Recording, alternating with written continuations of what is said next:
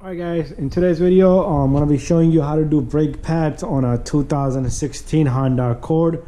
Alright, 2013, 14, 15, 16, 17 is the same thing. Alright, so here I have a 2016 Honda Accord. This is the front caliper right here. So what we're going to do is we're going to remove the brake pads and we're going to replace it with the new brake pads. Alright, it's going to come in a box with a new hardware kit. Alright, new brake pads.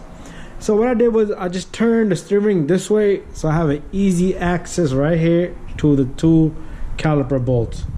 One right here, 14 millimeter in front right here. Right, remove them both.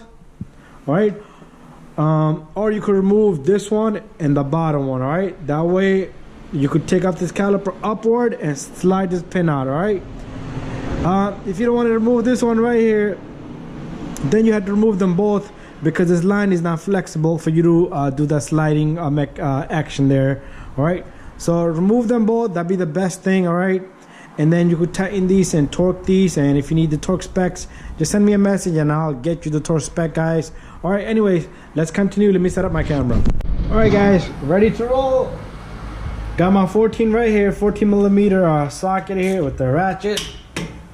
So just tap on that really quick. The bolt should come off. Right, put it to the side. Excuse me. I usually do it this way, but forgot to mention, if you take this one off, when you're turning this one, the whole caliper is gonna try to move. So loosen them both first. All right, and then you can remove both of the bolts. And it should be very simple for you to take off this caliper straight upward, and you should not have any problem. If you do have problem, you can if you have a problem getting this out, you could use a pry bar, poke it out. All right, and very simple, you could take out the caliper. All right, and make sure you put it right up on the top. Sometimes when you put this on the top, this plate right here will go inside and hit the rotor, so be careful. All right, next you're gonna remove this little guy right here. All right, and then you can simply pull out the brake pad. All right, same thing here, guys. There we have it. Both brake pads are out. Notice the brake pad that came off from the inside has this little brake wear indicator. All right, that's gonna go back up on the inside on the top. All right, same way we took it out. All right guys, next step, we're gonna take out this hardware kit. Very simple, guys. Just hit it and it should come right off. All right, same thing down here. Sometimes you won't have a hardware kit in your brake pads. Some brake pads do come with it, some don't, but make sure you do have it, and that way you don't break them, bend them. All right, next, make sure you clean the surface right here where the brake hardware kit is gonna sit.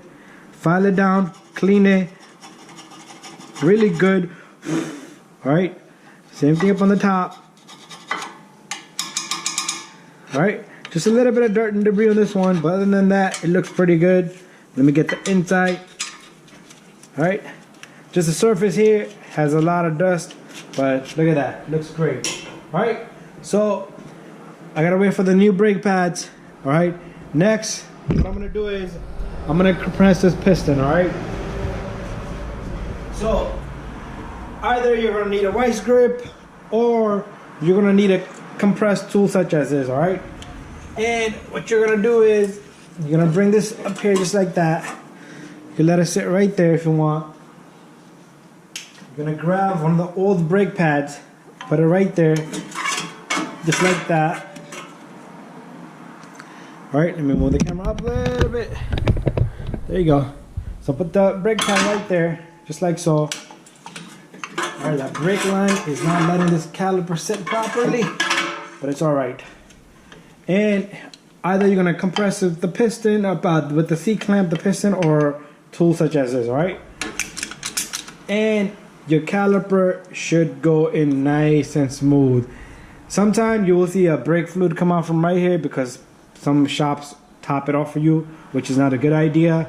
Don't top over your fluid, because brakes has a sensor inside the reservoir, and when your brake goes to fluid goes to minimum level, the brake light will come on. It will only go to minimum as your brake pads wear out, all right?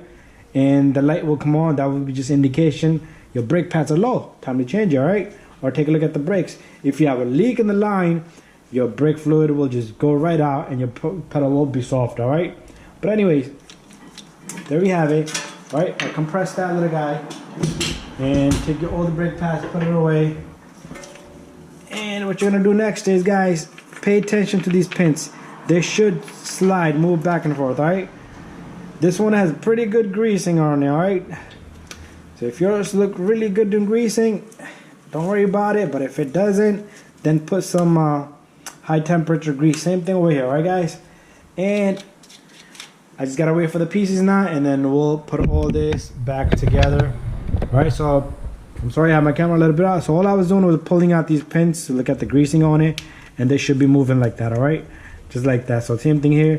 Just push this rubber boot off and check for the slide in the brake pin, all right? So we're gonna wait for the new brake pads and we'll continue.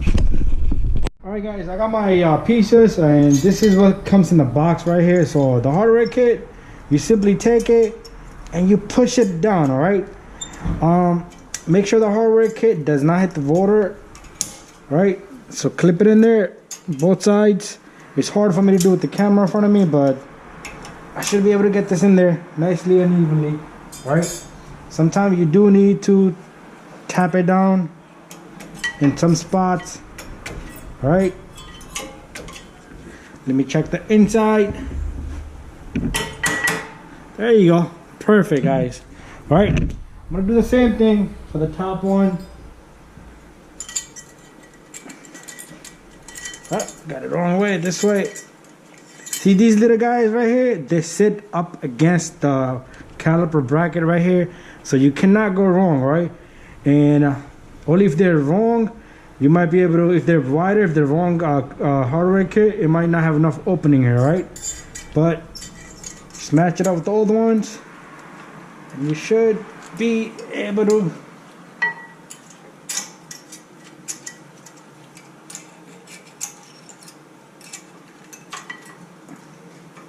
right there. You go. We got the inside one.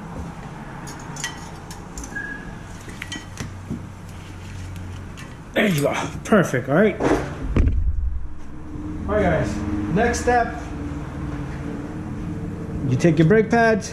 Remember, this brake wear indicator goes on the top, on the inside brake pad. All right. And there you go. Perfect. All right. These are Akebono brake pads. The part number is ACT564H, all right? These should go on pretty good, all right? You should not have to file it. Sometimes you do have to file the edges of the brakes so they can go in there smoothly. Your brake pad, you should not have to hammer them in, all right? And if you have to do that, then you have a problem, all right? I do have one more piece, this little guy right here. But before that, I do need to get some brake grease. So you can take some grease here. This is made for the brake pads. Just put a little bit of here and a little bit on the inside, all right? And it's all done, guys. All I need to do is take this little guy, stick it right there. At this point, your brake pads might just come out. The why you have to put this here is because this rotor is going to try to turn inward as it goes forward in motion. The car is moving forward.